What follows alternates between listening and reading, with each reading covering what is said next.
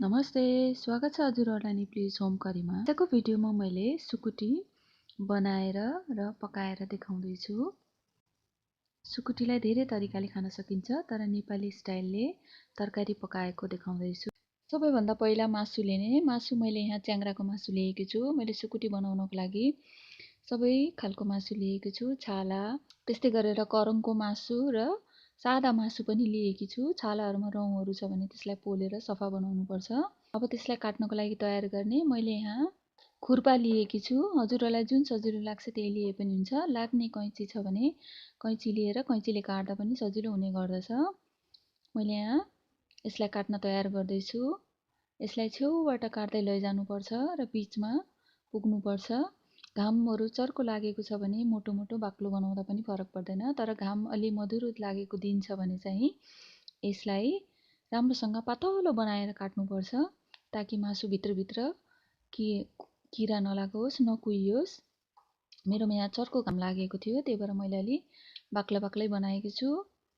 मैले यसमा छाला पनि काटेकी छु। बाक्लो बाक्लो भएको ठाउँमा फेरि पनि काटेर पातलो बनाउन सकिन्छ। त्यसै गरेर करङको मासु पनि लिएकी छु। करङको मासु सबै एकैचोटि बनाउन सकिन्छ भने पनि बनाउने, तर मैले यहाँ बाक्लो करङको मासु छाला सबै मिक्स भएको भएर छुट्टा छुट्टै बनाउँदैछु। मासुहरू छुट्टाएर करङलाई पनि छुट्टाएर हड्डी राखेर बनाउन सकिन्छ। कुनै ठाउँमा मासु बाक्लो भएछ भने त्यसलाई बिचमा काटेर पाल पार्न पनि सकिन्छ। मैले यहाँ सबै मासुहरू बनाइसकेकी छु। छाला, करङ, मासु, बोसोहरू पनि राखेकी छु। एउटा दुईटा तान्द्राहरू बनाएकी छु। सबै यसै गरी लामो लामो बनाएर काट्ने मासुहरू सबै तान्द्रा बनाउने। तरकारी खाना बनाएको सुकुटीमा हड्डी, छाला, मासु सबै मिक्स भयो भने मिठो हुने गर्दछ। रहेकोहरू टुक्रा टुक्रा परेकोहरू नबनाउँदा ठिक हुन्छ, त्यसलाई तरकारी बनाएर खान सकिन्छ। भएको तान्द्रा मासुहरूमा मैले यहाँ बेसार लगाएकी छु।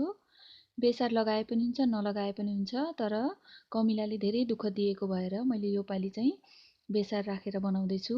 बेसारले सुकुटी तरकारी बनाउने बेलामा खासै केही स्वादमा फरक पार्दैन, तर कमिला, किरा, झिङ्गाहरूबाट चाहिँ जोगाउँछ।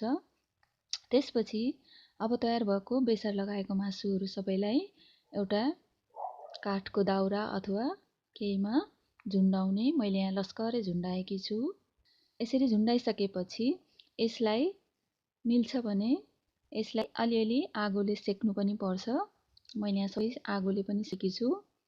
आगोले यसरी सेकिसकेपछि यसलाई बिहान बेलुका चाहिँ चुलोमाथि राख्नुपर्छ, ताकि तातो बाफले गर्दा यो पाक्दै पनि होस् र किराहरू पनि भित्र नलागोस्। यसलाई सल लिएर सर्लक्क छोपेर बाहिर सुकाउने। दिनमा बाहिर सुकाउने, बेलुका बिहान चाहिँ चुलोमाथि राख्ने गर्नुपर्दछ। त्यस्तै गरेर यसलाई बाहिर लैजानुभन्दा पहिला नै सल्ने छोप्नुपर्छ, नत्र कागले सबै सकाइदिन्छ। 5-7 दिन घाममा लगातार सुकाइसकेपछि तयार हुन्छ सुकुटी। यसलाई मैले तरकारी बनाउनको लागि टुक्रा टुक्रा बनाएर तातो पानी भिजाएर तयार गर्दैछु। सफा पनि हुन्छ यस्तो गर्दाखेरि। त्यसै गरेर लौका लिएकी छु। मैले लौकामा पकाउने विचार गरेकी छु।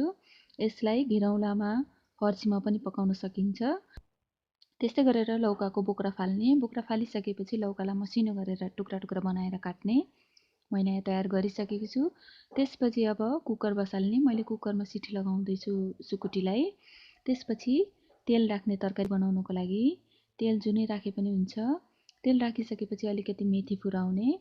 मेथी फुराइसकेपछि यसमा सुकुटीको बास्ना अलिक कम गर्नको लागि चाहिँ सिनामन राख्ने। मैले दालचिनी राख्दैछु। त्यस्तै गरेर अब सुकुटी राख्ने। सबैभन्दा पहिला सुकुटी भुट्नुपर्छ। मैले भिजाएर पानी तारेर सुकुटी ओइरदैछु। सुकुटी ओइरिसकेपछि यसलाई 5-7 मिनेट जति भुट्नुपर्छ।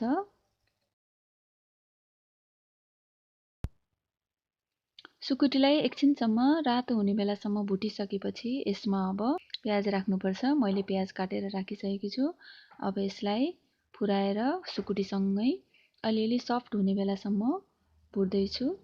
यो भुटिसकेपछि एकछिनमा तयार हुन्छ। तयार भइसकेपछि अलिअलि दुईटै सुकुटी र प्याज पाकिसकेपछि यसमा अब लौका ओइरिने। मैले यहाँ मसिनो गरेर काटेर राखेको लौका जति सबै ओइरिँदैछु। ओइरिने। ओइरिसकेपछि सुकुटी र लौका र प्याज पनि सँगै भुट्नुपर्छ एकछिनसम्म। सुकुटी मासु लौकामा मात्र नभएर फर्सीमा र घिरौँलासँग पनि पकाउन सकिन्छ। धेरै मिठो हुने गर्दछ यसरी तरकारी पकाउँदा। नेपाली भान्सामा दसैँ तिहारमा यसरी सुकुटी पकाउने गरिन्छ। साह्रै मिठो हुने गर्दछ।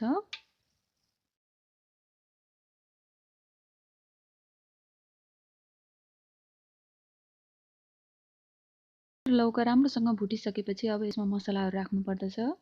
जस्तै बेसार, स्वादअनुसार राख्नुपर्छ सबै मसलाहरू।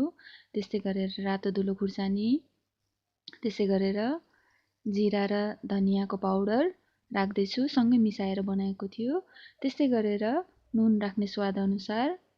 अब यो सबै सुक्खा मसलाहरू राखिसकेपछि यिनीहरू सबैलाई राम्रोसँग लौका र मासुमा भुट्नुपर्छ। मैले सुक्खा मसलाहरूलाई भुट्दैछु एकछिनसम्म, 5-7 मिनट जति यसलाई भुट्नुपर्छ। भुटिसकेपछि यसमा काटेर राखेको गोलमेडा राख्ने, मैले यहाँ गोलमेडा राख्दैछु। गोलमेडा राखिसकेपछि अब मसला तयार गर्नुपर्छ। मसलाको लागि अदुवा, लसुन, धनियाँ र जिरा राख्ने। यसलाई मैले सिलौटोमा पिस्दैछु।